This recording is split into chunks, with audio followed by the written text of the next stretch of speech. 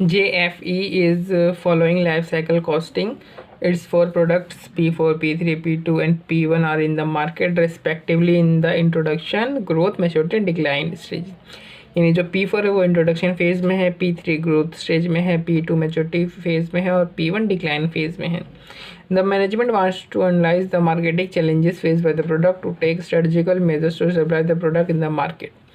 For this purpose, the board directed the secretary to get a product-wise report from the marketing chief. छोड़ो ये सब बेकार की चीज़ें हैं.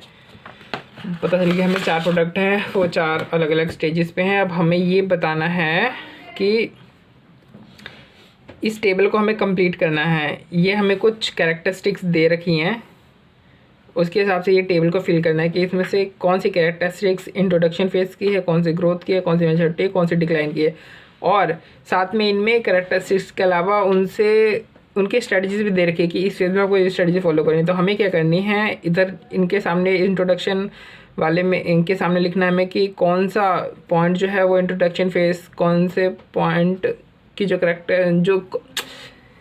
कौन से पॉइंट में इंट्रोडक्शन फेज की कैरेक्टरिस्टिक्स है और इंट्रोडक्शन फेज की जो स्ट्रेटजीज है वो कौन कौन से पॉइंट में हमें ये चीज़ें लिखनी है. तो मैं एक बार बता देता हूँ. तो जैसे सबसे पहला पॉइंट है over capacity in the industry. Over capacity in the industry मतलब कि इंडस्ट्री में बहुत ज़्यादा प्रोडक्ट आ गए, मतलब कि इंडस्ट्री मैच्योर हो गई है. तो ये मैच्योरिटी वाला आ गया फर्स्ट. फिर दूसरा है the company can continue to offer the product to our loyal customer at a reduce price. कह रहा है कि कंपनी अपने जो लॉयल कस्टमर है उनको प्रोडक्ट ऑफर करना जारी रख सकती है कम कीमत पे. तो मतलब यहाँ पे कंपनी क्या है, मजबूर है कम कीमत पे प्रोडक्ट बेचने के लिए. वो भी सिर्फ लॉयल कस्टमर को बेच रही है क्योंकि बाकी सब तो लेंगे नहीं. तो मतलब ये किसकी स्ट्रेटजी बोली जा रही है, ये जो जब डिक्लाइन फेज़ आता है ना उसमें स्ट्रेटजी फॉलो करी जाती है. तो डिक्लाइन फेज़ के लिए ये 2 नंबर. फिर 3 है few competitors produce basic version of the product. तो basic version of the product का प्रोड्यूस किया जाता है इंट्रोडक्शन फेज़ में. तो यानी कैरेक्टरिस्टिक्स है, ये स्ट्रेटजी नहीं है, कैरेक्टरिस्टिक्स है. तो ये 3 इंट्रोडक्शन फेज़ की है ये.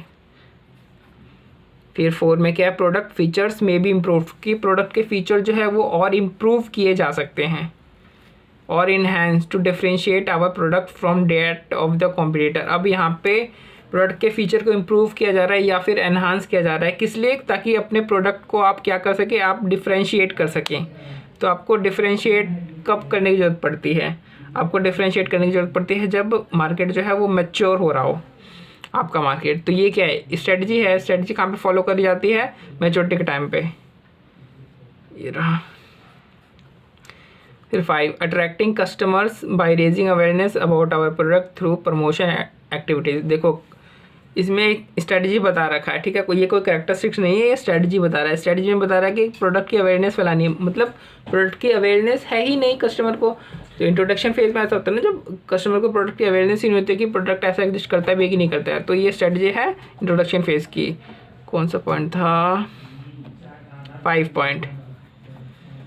High volume of business and increase in competition, कि वॉल्यूम जो बिजनेस में जो वॉल्यूम है वो बढ़ रहा है और कंपटीशन में इंक्रीज़ हो रहा है. अगर कंपटीशन में अभी इंक्रीज़ हो रहा है तो मतलब पहले कंपटीशन में इंक्रीज़ नहीं था, तो मतलब ये ग्रोथ पीरियड की बात कर रहा है. तो ग्रोथ फेज़ में ये क्या है, कैरेक्टरिस्टिक्स है कि स्ट्रेटजी ऐसा कुछ बताने रहा है कि हमें क्या करना चाहिए, बस ये एक फैक्ट बता रहा है. मतलब ये तो मतलब ये कैरेक्टरिस्टिक्स है, ये कोई स्ट्रेटजी नहीं है कि ये हमें ये नहीं बता रहा कि हमें क्या करना है, कंपनी को क्या करना है. ये सिर्फ एक फैक्ट बता रहा है. मतलब ये कैरेक्टरिस्टिक्स है. किसकी कैरेक्टरिस्टिक्स है, कंपटीशन की, क्योंकि कंपटीशन पहले नहीं था अब बढ़ रहा है. तो मतलब ये ग्रोथ फेज में आ गया, ग्रोथ फेज की कैरेक्टरिस्टिक्स है ये. तो 6. फिर 7वें में use the present product as replacement product for launching another new product successfully in the market.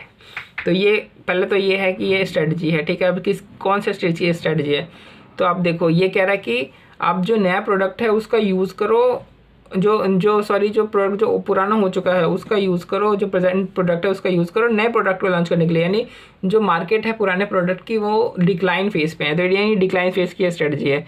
यानी 7वां जाएगा यहाँ पर डिक्लाइन फेज़ पे. 8वां वैल्यू बेस्ड प्राइसिंग स्ट्रेटजी में भी कंसीडर. और वैल्यू बेस्ड प्राइसिंग स्ट्रेटजी किस में कंसीडर करी जाती है, जब ग्रोथ हो रही हो, क्योंकि प्राइसिंग स्ट्रेटजी आपको कहाँ पे कंसिडर करनी पड़ेगी, ग्रोथ स्टेज पे कंसिडर करनी पड़ेगी, इंट्रोडक्शन वाले पे थोड़ी कंसिडर करोगे। जब कॉम्पिटिशन बढ़ेगा तभी तो आप प्राइसिंग स्ट्रेटजी जो है वो कंसिडर करोगे कि आपको कौन सी प्राइसिंग स्ट्रेटजी आपको प्रोडक्ट को सूट करेगी। तो ये 8वीं वाले की स्ट्रेटजी, ये ग्रोथ वाली स्ट्रेटजी 8वां। Profit start declining. अब प्रॉफिट कहाँ पे डिक्लाइनिंग हो जाता है या फिर कहाँ पे आपको जो है लॉस होना शुरू होता है, डिक्लाइन फेज में। तो ये है, ये स्ट्रेटजी नहीं बता रही, कैरेक्टरिस्टिक्स है, ये फैक्ट है। ये थोड़ी बता रहा है कि कंपनी को क्या करना है, तो सिंपल एक फैक्ट बता रहा है। तो फैक्ट क्या होती है, कैरेक्टरिस्टिक्स होती है, किसकी है ये डिक्लाइन फेज से रिलेट करती है। तो 9वां ये रहा। 10वें में क्या है, maintain control over product quality to assure customer satisfaction. देखो इसमें क्या है कि कह रहा है कि आपको प्रोडक्ट की क्वालिटी मेंटेन करके रखनी है, प्रोडक्ट की क्वालिटी मेंटेन करके रखनी है। तो प्रोडक्ट की क्वालिटी कब मेंटेन करेगा, इंट्रोडक्शन फेज में नहीं, इंट्रोडक्शन फेज में नहीं करेगा क्योंकि इंट्रोडक्शन फेज में तो बेसिक वर्जन बनता है।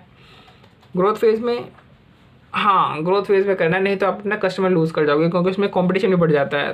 ताकि कस्टमर को सेटिस्फैक्शन को आपको मेंटेन कर रखना है ना। तो ये क्या है, स्ट्रेटजी है, फैक्ट थोड़ी है, स्ट्रेटजी बता रहे हैं ना कि कंपनी को क्या करना है। तो ये है ग्रोथ फेज की स्ट्रेटजी में 10वां पॉइंट, ग्रोथ में 10वां पॉइंट हो गया। स्ट्रेंथनिंग और expanding channel and supply chain relationship. तो ये कह रहा है कि आपको अपना जो सप्लाई चेन रिलेशनशिप है उसको एक्सपेंड करना है और स्ट्रेंथन भी करना है। तो मतलब अभी आपने एक्सपेंड नहीं किया, आपको एक्सपेंड करना है। तो मतलब ये किसकी स्ट्रेटजी बता रहा है, इंट्रोडक्शन फेज की स्ट्रेटजी बता रहा है ना। ये 11वां बचा, क्या 12वां के लिए ये बच गया P2। फिर भी देख लेते हैं, क्या पता 3 आ जाए किसी में। Prices may have to be reduce to attract the price sensitive customer. तो प्राइजेस कब आपको रिड्यूस करने की जरूरत पड़ेगी, जब मैच्योरिटी आ गई होगी, जाहिर सी बात है।